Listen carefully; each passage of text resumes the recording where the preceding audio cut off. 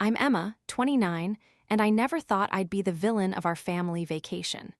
It was supposed to be a perfect lakeside getaway in Maine, but instead, I became the target of blame simply because I stood up for my mother's health when no one else would.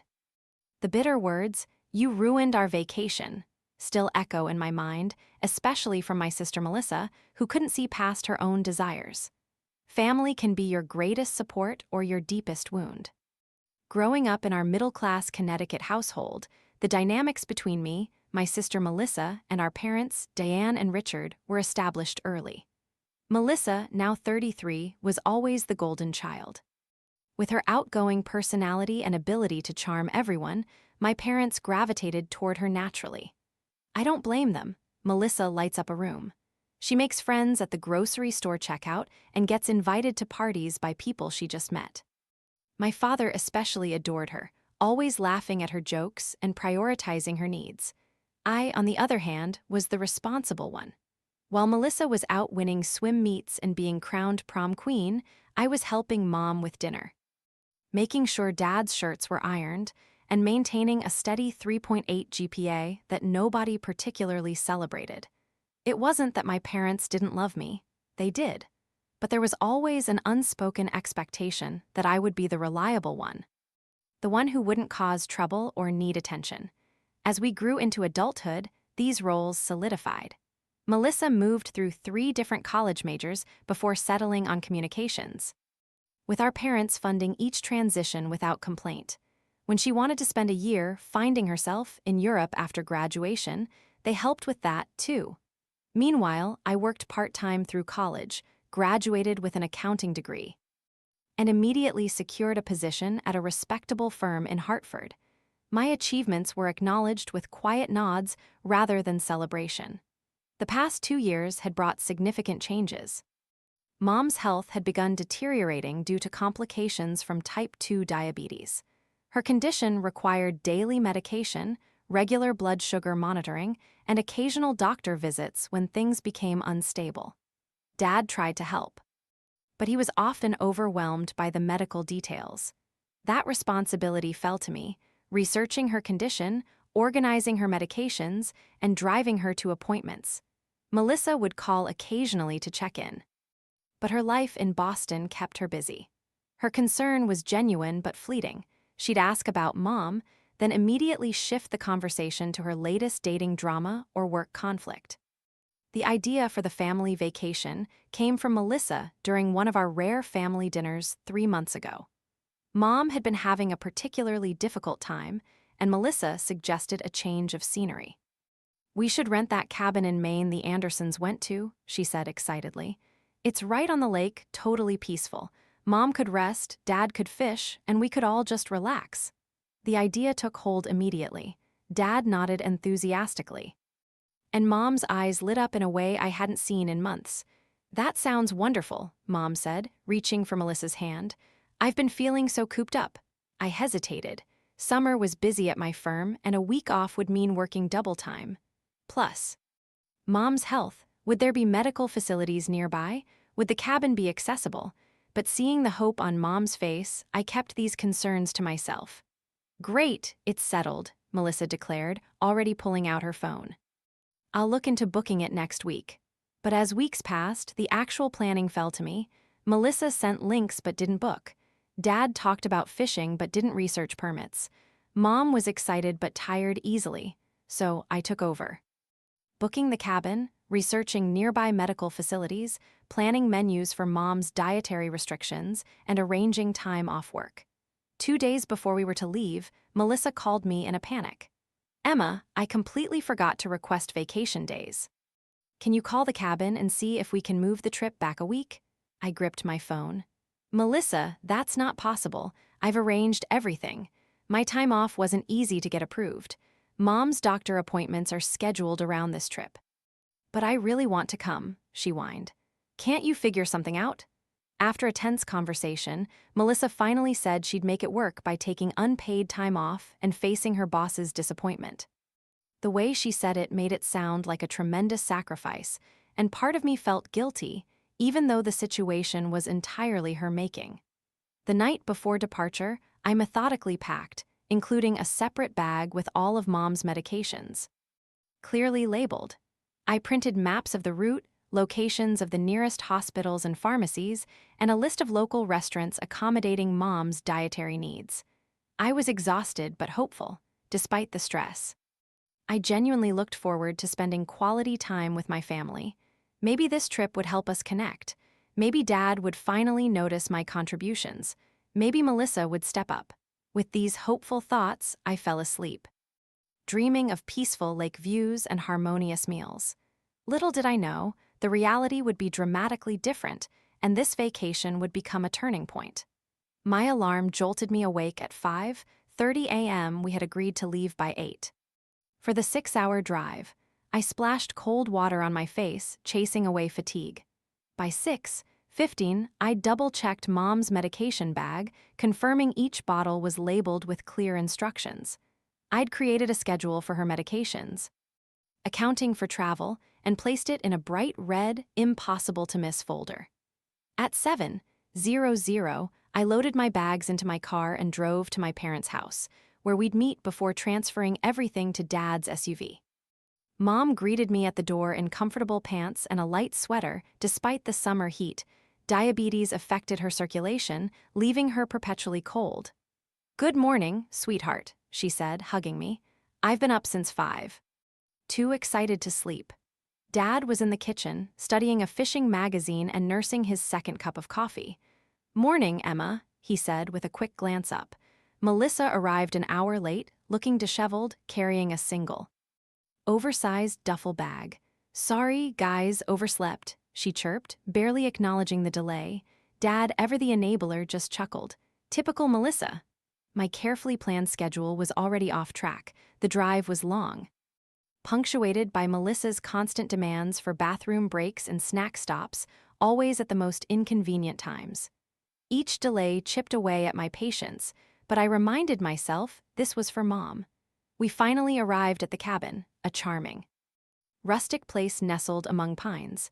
I immediately began unpacking Mom's medical supplies and preparing her first meal, ensuring it adhered to her strict dietary needs. Melissa, meanwhile, was already on the phone. "Guess what, guys? My friend Jake lives just down the road. He's bringing some friends over for a picnic by the lake tomorrow afternoon." My heart sank. "Melissa, we planned a quiet family picnic. Mom needs routine, and new people can be overwhelming." "Oh. Don't be such a stick in the mud, Emma," she said, waving her hand dismissively. "It'll be fun. Jake's really cool, and he knows all the best spots around here. Plus, it's a vacation. We're supposed to be social." Dad predictably chimed in. "Sounds like a great idea, sweetie. A little company would be nice." Mom, ever the peacemaker, just offered a weak smile. I felt a familiar surge of frustration. My concerns were always secondary to Melissa's whims. The next afternoon, as I was meticulously laying out our picnic spread, carefully chosen foods for Mom, along with general family favorites, a car pulled up. Out stepped Melissa's friends: Jake, a tall, lean man with a confident smirk; Troy, shorter but muscular, with a trimmed beard and multiple tattoos; and Aubrey, Jake's sister, with fashionable short blonde hair. "So great to meet Melissa's family," Jake said, shaking Dad's hand firmly. "She's told us all about you." Troy held up a six-pack of craft beer. "Local brewery, best IPA in Maine." Dad looked delighted, immediately engaging Troy in conversation. Mom smiled politely as Aubrey sat beside her, asking questions about our cabin. Melissa hovered, clearly pleased. I busied myself, trying to rearrange the food to accommodate the additional people. The picnic began pleasantly enough. The local beer was indeed excellent, according to Dad, who was soon deep in conversation with Troy about fishing. Mom seemed to be enjoying Aubrey's company, though I noticed she was eating less than usual, possibly self-conscious about her dietary restrictions. Trouble began about 20 minutes into the meal when Jake, who had been watching Mom decline certain foods, asked bluntly, "Are you on some kind of special diet?" Melissa mentioned health issues. Mom looked uncomfortable.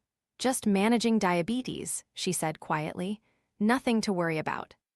"My uncle had diabetes," Jake continued, seemingly oblivious to Mom's discomfort. "Lost a foot to it eventually. Nasty disease." Mom's face paled, and I intervened quickly. "We manage it very carefully," I said firmly. "Mom's doing great with her treatment plan," but Jake wasn't finished. "You should try this natural supplement my uncle started taking. Really helped with his blood sugar. I can get you some while you're here. My buddy sells it." "That's very kind." Mom replied diplomatically, but I prefer to stick with my doctor's recommendations. Jake shrugged. "Suit yourself, but these pharmaceutical companies just want to keep you sick and dependent on their drugs. The natural stuff works better and doesn't have all those side effects." I felt a surge of protective anger. This stranger was giving dangerous medical advice to my mother within minutes of meeting her. Before I could respond, however, Melissa jumped in. "Jake owns a health food store in town," she explained, as if that qualified him to give medical advice. "He knows a lot about alternative treatments."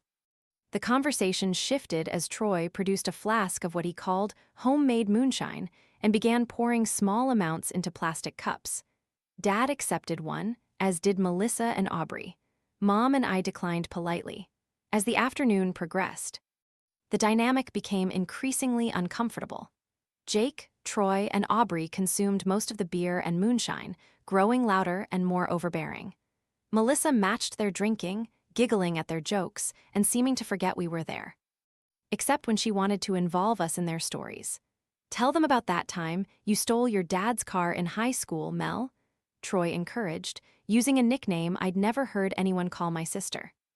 Melissa launched into a story I'd never heard before about apparently taking Dad's car without permission when she was 16 and going to a party. The way she told it made it sound like a hilarious adventure rather than dangerous and illegal behavior. Dad looked uncomfortable. "I don't remember that happening," he said when she finished. "Oh, you never knew," Melissa laughed. "I got the car back before you woke up. Mom caught me, but she never told you." Mom frowned. "Melissa, that's not, remember how you made me promise never to do it again, and we kept it our little secret," Melissa continued, cutting Mom off. "You were always covering for me." I watched Mom's face, seeing the hurt and confusion there. This story was clearly fabricated, but Melissa was rewriting our family history to impress her new friends. The final straw came when Troy and Jake began tossing a frisbee nearby, becoming increasingly reckless as the alcohol affected their coordination. A wild throw from Troy sent the frisbee crashing onto our table, knocking over drinks and sending food to the ground. "Sorry about that," Troy called, not sounding particularly sorry. Neither he nor Jake made any move to help clean up the mess. As I scrambled to salvage what I could, I noticed Mom looking pale and tired. I discreetly checked her blood sugar and found it lower than it should be. She needed to eat something substantial soon. "Mom, are you feeling okay?" I asked quietly. She nodded but admitted, "I'm a bit tired and I should probably eat something more substantial than these snacks." I turned to the group.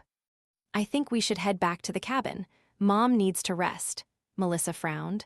"We just got here. It's barely been 2 hours." "Your mom's not looking great," Aubrey commented, more observant than her brother and friend. "Maybe you should take her back." Jake waved dismissively.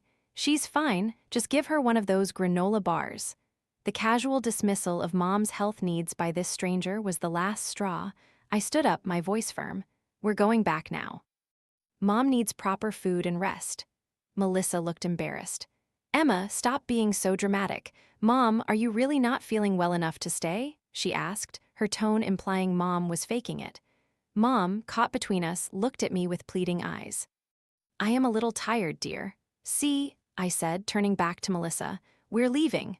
"Fine," Melissa huffed, rolling her eyes, "but you're ruining everything." I helped Mom gather her things, ignoring Melissa and her friends, as we walked away. I heard Jake say, "Wow, your sister's a real buzzkill, Mel." Melissa's embarrassed laugh followed us.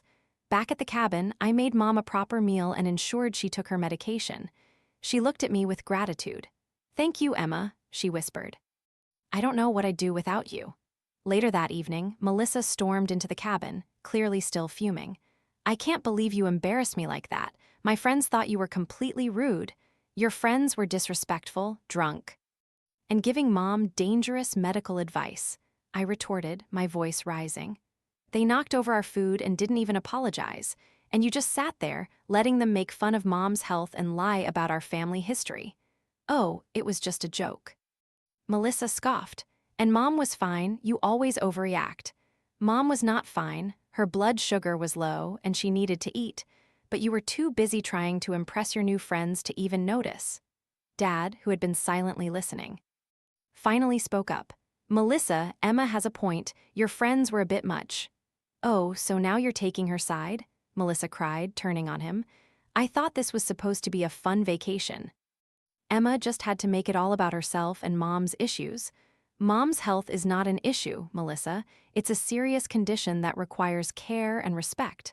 I shot back. Something you seem incapable of providing. The argument escalated, with Melissa accusing me of being jealous, uptight, and ruining everything, and me accusing her of being selfish and irresponsible. Dad tried to mediate, but his attempts were half-hearted. Mom, overwhelmed, retreated to her room. The next morning, the tension was palpable. Melissa refused to speak to me, barely acknowledging Dad. Mom looked drained. I felt a profound sadness.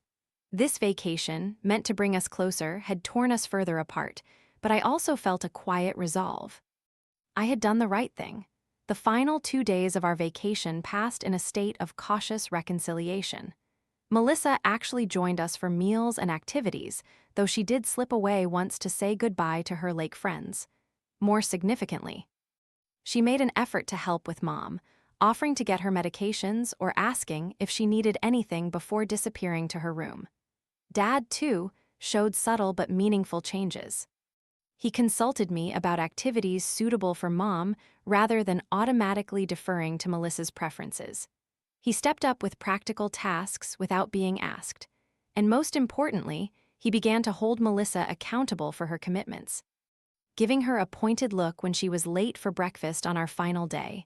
On the morning of our departure, as we packed the cars, Mom pulled me aside. "Thank you," she said simply. "For what?" "For having the courage to speak your truth. Even when it was painful, sometimes a family needs a disruption to see the patterns they're trapped in." I hugged her tightly. "I'm sorry I upset things." "Don't be," she insisted. That act of self-respect did more to change things than years of silent accommodation ever could.